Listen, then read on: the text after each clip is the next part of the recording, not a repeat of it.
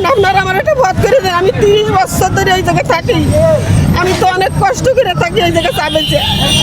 আপনারা আমার একটু ব্যবস্থা করেন। দেখেন আমার দুটো বাঘ, একটা মাই একটু শেয়ানা, বিয়ের সাথে দিতে পারি নাই। আমার মেয়েরা আমার এমনি কী করে খাবো? আমার স্বামী একবারে বুড়া, সে কোনো কাজকর্ম কিছুই করতে পারে না। বাবা আপনারা আমার একটু সহযোগিতা করেন একটু।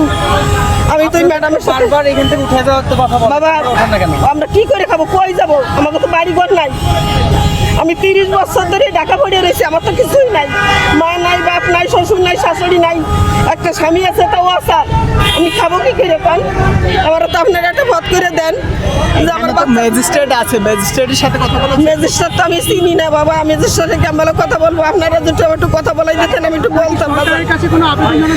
বাজান জানাতে চাইছিলাম যে আমার একটা রাস্তা করে দেন আপনারা, আমার তো কোনো পথই নেই করে খাওয়ার।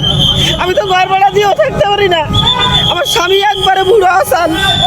আমি তো ম্যাজিস্ট্রেটের সাথে কথা বলতে পারতেছি না, আমি দোকানদারি করে খাই।